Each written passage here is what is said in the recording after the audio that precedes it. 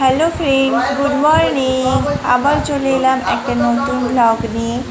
এখন বাজে সকাল 5:45 আর আমাদের সোনা আজকে স্কুল যাবে, কেননা ওর পরীক্ষা। তাই মা ওকে একটু প্রশ্নগুলো আর কি চালিয়ে নিচ্ছে, কেমন কি পারছে সেগুলো দেখার জন্য। আর আমিও আজকে একটু সকাল সকাল উঠে পড়েছি, তাই বললাম চল আমি তো চুলটা বেঁধে দিই।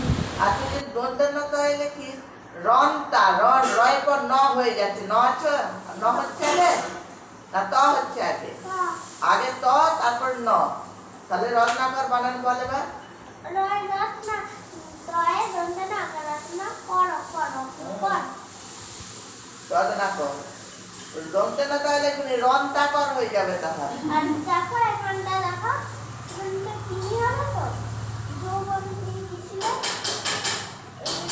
আর অতীত আছে যৌবনে তিনি ছিলেন তিনি লিখেন দস্যু রত্নাকর, দস্যু দস্যু বানান কি রে? কি রে সোনা? দুরা দস্যু বানান কি? অতীত আছে কি রে? যৌবনে, এই তিনটাই হবে, তিনিটাই তো আর বলছি। তিনিই হবে, তিনি সাথে বই ফেলে যাবেন নাকি? দিদির নাম উচ্চারণ করতে হবে। এই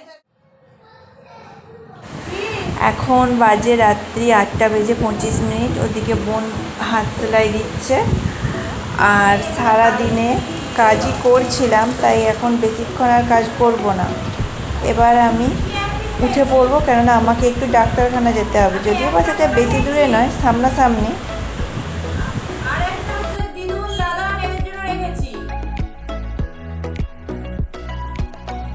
অলরেডি আমি ডাক্তারখানায় পৌঁছে গেছি। বাড়ি থেকে খুব বেশি দূরে নয়, 1-1.5 মিনিটের রাস্তা। তাই একটু রাত করেই আসলাম, কেননা কাজ করতে করতেই তো দেরি হয়ে গিয়েছিল। আসলে আমার একটু অ্যালার্জির সমস্যার জন্য আমি ডাক্তারখানায় এসেছি আজ। তো ডাক্তারবাবু ইঞ্জেকশান দিলেও আমার কিন্তু খুব একটা ভয় লাগে না, কেননা ইঞ্জেকশানে খুব একটা ভয় আমি পাই না। একটু ব্যথা লাগে কিন্তু ভয় লাগে না।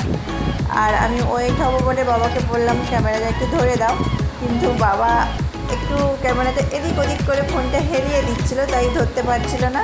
তো আমি পারলাম কি কমলাম সেটা তো পরে বলবো। আজকের মতো ব্লগটা এখানেই শেষ। Tata, good night.